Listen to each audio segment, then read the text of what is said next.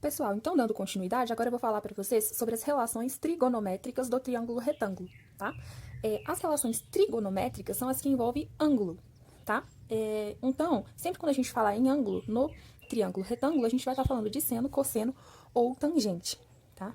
A gente sempre tem que observar que, para usar essas relações, a gente nunca vai pegar o nosso ângulo de 90 graus. Então, ou a gente vai pegar esse ângulo, ou a gente vai pegar esse ângulo de cá, tá? A gente tem que observar também que esse ângulo, que não é o ângulo de 90 graus, um lado dele sempre vai ser a hipotenusa e o outro lado dele sempre vai ser um cateto, tá?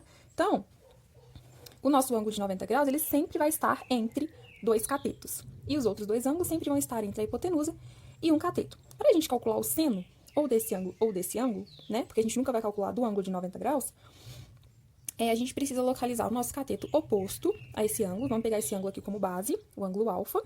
Então, o seno desse ângulo aqui é o cateto oposto, que no caso seria B, sobre a hipotenusa, que é A. Para calcular o cosseno desse ângulo, a gente precisa do cateto adjacente. Bom, esse é o meu ângulo. Eu sei que esse é o lado oposto.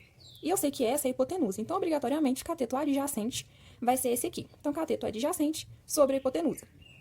Tá? Então, o cateto adjacente é sempre o cateto que não é o oposto, porque o outro a gente sabe que obrigatoriamente é a hipotenusa.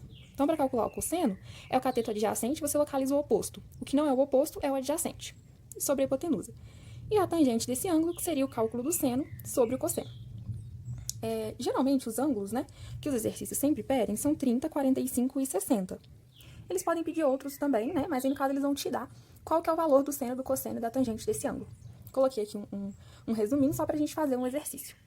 No triângulo retângulo abaixo, pessoal, então o exercício é, no triângulo retângulo abaixo, o lado AB mede 15 centímetros. Sabendo que o ângulo CAB, que é esse aqui mede 30 graus, determine x, y. Bom, a gente vai observar que esse ângulo de 30 graus, ele é um ângulo notável, ele é um ângulo fundamental, tá? Então, a gente pode tirar as medidas de seno e cosseno dele dessa tabelinha.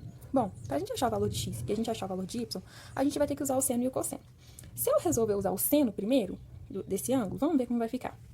Seno de 30 é igual ao cateto oposto sobre a hipotenusa. Vai ficar y sobre x, eu não vou conseguir resolver. Então, primeiro, a gente vai usar o cosseno. Vamos lá.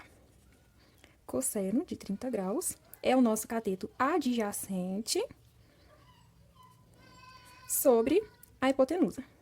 Quem é cosseno de 30? Raiz de 3 sobre 2, que é igual a 15 sobre x. Fazendo essa multiplicação cruzada, eu vou ter aqui raiz de 3 vezes x é igual a 2 vezes 15, 30. Então, x é igual a 20 dividido 30, né, pessoal? Que é 3. 2 vezes 15, 30. Então, vai ficar 30 sobre raiz de 3. Fazendo a racionalização, para não deixar a raiz no denominador, a gente faz vezes raiz de 3.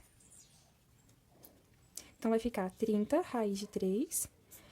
3 vezes 3 dá 9. Raiz de 9 é 3. Então, vai ficar 3. Então, x é 10 raiz de 3. Então, essa é a nossa hipotenusa. 10 raiz de 3. Agora, para achar o valor de y, a gente pode usar o seno, né? Então, vai ficar seno de 30 graus é o nosso cateto oposto, y, sobre a hipotenusa, 10 raiz de 3. Quem é seno de 30? Meio. Então, vai ficar meio, que é igual a y, sobre 10 raiz de 3. Multiplicando cruzado, eu vou ter que 2y é igual a 10 raiz de 3. Então, y é igual a 10 raiz de 3 sobre 2, que é igual a 5 raiz de 3 centímetros.